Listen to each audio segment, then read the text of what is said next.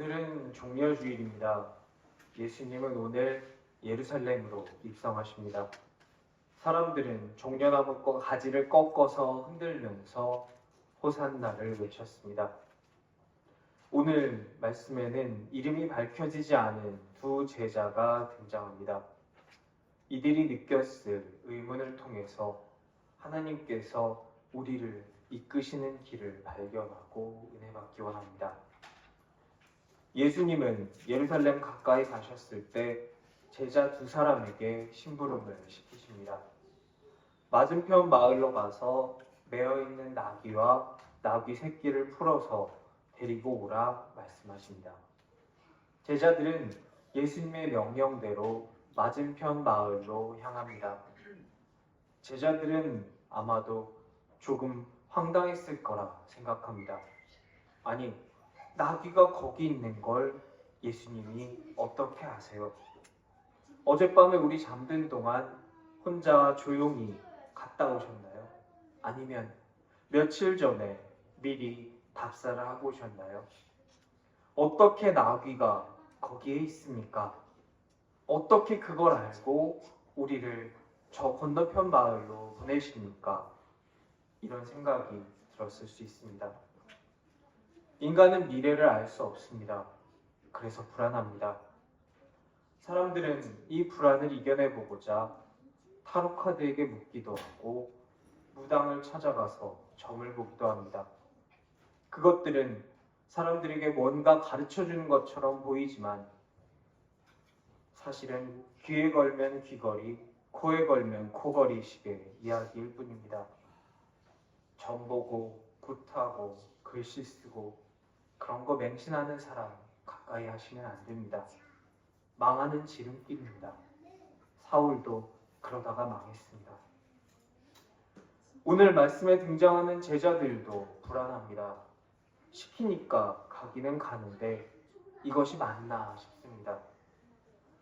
만약에 이게 헛수고라면 어쩌지 라는 생각도 듭니다. 믿음을 가지고 산다는 것은 종종 앞이 보이지 않아도 나아가야 한다는 것을 의미합니다. 우리는 에스더가 살았던 것과 같은 시대에 살고 있습니다. 왕의 변덕으로 즐겁게 잔치를 벌이다가 하루아침에 왕후가 교체되고 하루아침에 총리가 바뀌어버리는 불확실성의 시대에 살고 있습니다. 아무도 팬데믹을 제대로 예측하지 못했습니다.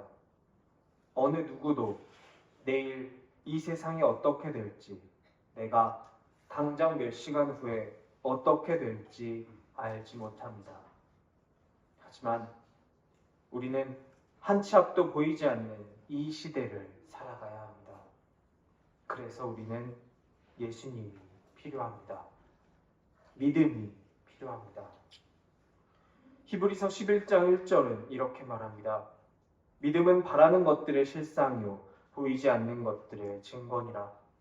믿음은 우리가 아직 경험하지 못한 것들에 대한 확신과 신뢰입니다. 예수님을 믿지 못한다면 나귀가 있는지 없는지 모르는 저 건너편 마을로 나아갈 수 없습니다. 믿는다라는 것은 내가 보이는 것만 신뢰하는 것이 아니라 보이지 않는 것, 미래와 그 결과물까지도 확신하며 행동하는 것입니다. 창세기 22장에는 아브라함이 이삭을 번제로 드리기 위해 함께 가는 장면이 등장합니다. 이삭은 늘 있던 재물이 오늘은 없는 것을 발견했습니다. 그래서 아버지에게 묻습니다. 아버지 아브라함은 대답합니다. 번제할 어린 양은 하나님께서 자기를 위하여 친히 준비하실 것이다. 이삭은 앞이 보여서 나아간 것이 아닙니다. 하나님께서 준비하신다는 것, 그렇게 말하는 아버지의 말, 그것을 믿고 나아갔습니다. 요셉은 앞이 보여서 나아가지 않았습니다. 그의 삶은 오르내림이 너무나 명확하고 많았습니다. 그는 노예로 팔렸고 보디발의 집에서 높은 위치에 올랐고 누명을 쓰고 감옥에 갇혔고 결국에는 총리가 되었습니다. 노예로 팔리기 전 그의 형들에 의해서 던져지고 갇혔던 그 구덩이에서 요셉은 앞이 보이지 않았습니다. 내가 이집트의 총리가 되는지는 모르겠고 당장 지금 내가 죽을지 살지를 걱정해야 했습니다. 보디발의 집에서 인정받고 책임을 맡는 자리로 올라갔을 때 그는 누명을 쓰고 감옥에 갇히는 미래는 보이지 않았습니다. 하지만 그는 앞이 보이지 않는 그 상황에서도 믿음을 가지고 나아갔습니다. 유혹을 견뎌내고 시련을 이겨내는 그의 힘의 원천은 믿음이었습니다. 보디발의 아내가 요셉을 유혹할 때 그는 이렇게 대답합니다. 내가 어찌 이 큰 악을 행하여 하나님께 죄를 지으리까? 내가 형들의 손에 죽을 뻔했고 지금은 비록 노예이지만 하나님은 나를 버리시지 않았다. 하나님은 지금 나와 함께 계신다. 그러므로 하나님 앞에 나는 악을 행할 수 없다. 이것이 그의 믿음이었습니다. 하나님과는 아무 상관없을 것 같았던 제국의 땅 한복판에서 요셉의 삶을 이끄는 것은 하나님을 향한 믿음이었습니다. 우리는 앞이 보이지 않아도 나아가야 합니다. 이삭을 이끄시고 요셉을 이끄셨던 그 믿음이 우리를 이끄시기를 축원합니다. 믿음은 단순히 잘 될 거야 라는 근거 없는 낙관론이 아닙니다. 믿음은 불확실성과 불안 속에서도 행동으로 나오는 신뢰입니다. 우리가 믿음을 가지고 이 땅에서 삶을 살아가기를 원합니다. 우리에게 믿음 주신 우리 하나님은 아브라함이 이삭에게 해줬던 믿음의 대답처럼 친히 어린 양을 준비하셨고 우리를 위해 십자가에 달려서 돌아가셨습니다. 아무것도 하시지 않고 아무것도 보여주지 않으면서 그저 믿어라, 덮어놓고 믿어라 말씀하시지 않으십니다. 우리를 사랑하시며 우리를 위해 죽기 위해 오늘 예루살렘으로 가시면서 우리에게 보이지 않아도 나아가라. 내가 너희와 함께 하겠다 말씀하고 계십니다. 주님 주신 믿음 가지고 현재의 불확실성을 넘어서 미래를 향해 우리를 기다리고 계시는 우리 주님을 향해 나아갈 수 있는 우리가 되기를 간절히 기도합니다.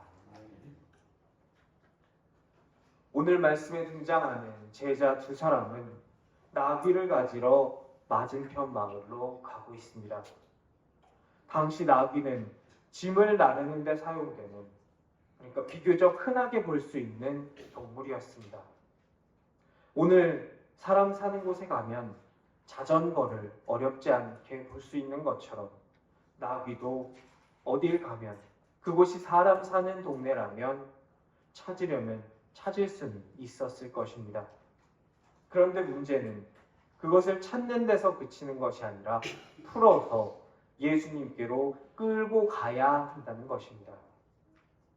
마을이나 아파트에 가면 자전거를 쉽게 발견할 수 있습니다. 많이 타고 다니니까요. 그런데 자전거를 발견한 것과 매여 있는 자전거를 풀어서 타고 가는 것은 엄청난 차이가 있습니다. 제자들은 이해할 수 없었을지 모릅니다. 주인이 있는데 나귀를 어떻게 풀어가지고 옵니까? 내가 도둑으로 몰려서 주인이나 마을 사람들한테 맞으면 어떻게 합니까? 혹시 저 건너 마을에 있는 나귀 주인과 아는 사이이십니까? 아니면 그 나귀가 원래 예수님 건데 잠깐 거기다가 맡겨 놓으셨습니까? 예수님은 이런 질문들에 대해 일일이 다 설명하지 않으십니다. 그저 주가 쓰시겠다 하라 말하면 될 것이다 라고 말씀하십니다. 예수님께서는 우리에게 다 이해하지 못해도 살아내 주겠니 말씀하십니다. 지금 내가 너에게 알려줘도 너는 이해할 수 없고 감당할 수 없는 너를 향한 나의 계획이 있다. 나는 그 말씀을 이룰 것이다. 그러니 지금 네가 다 이해하지 못한다 할지라도 오늘을 살아내다오 우리에게 말씀하십니다.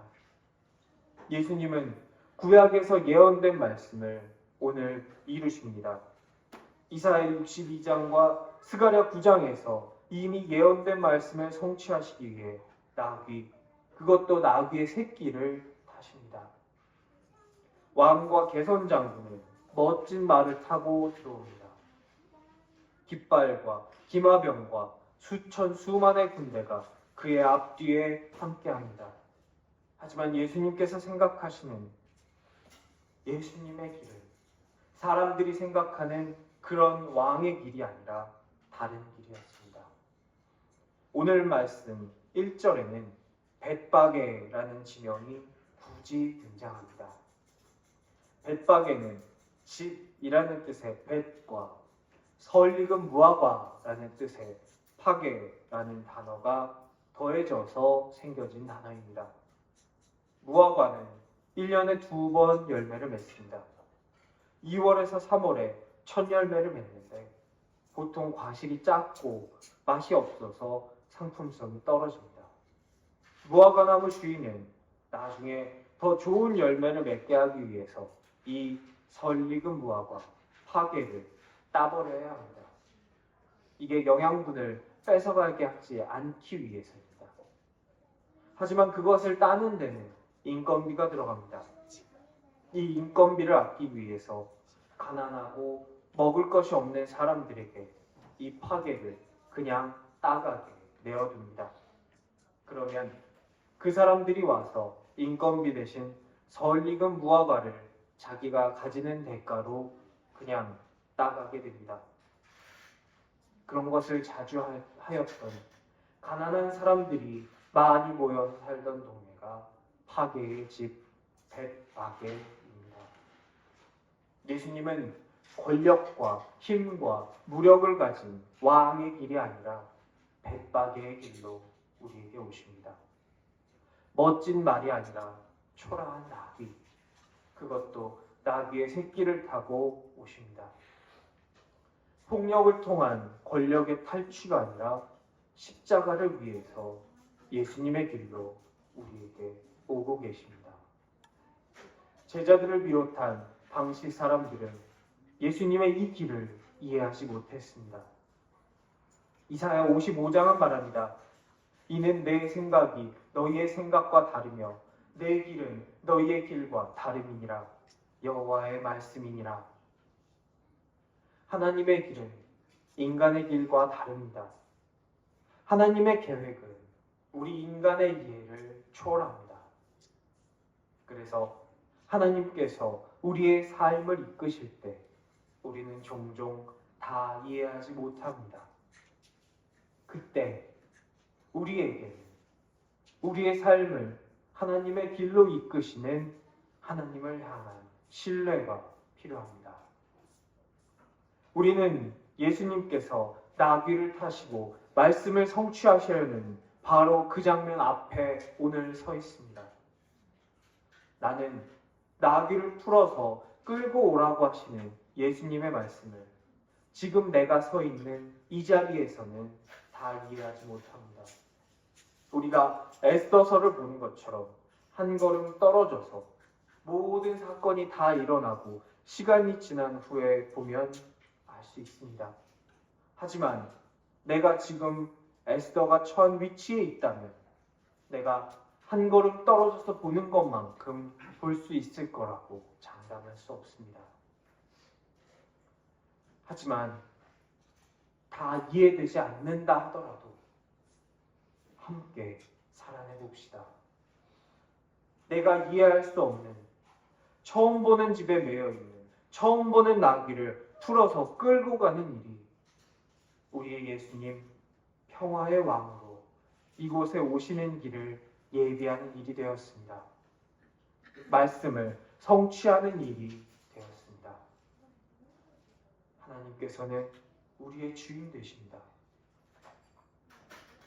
하나님께서는 이 세상을 하나님의 뜻대로 이끄시고 우리의 삶에서도 개입하시고 역사하십니다.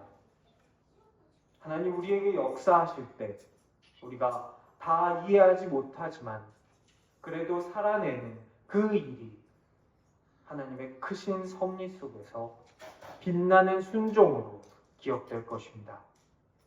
그런 복을 받는 저와 여러분 되실 수 있기를 간절히 축원합니다.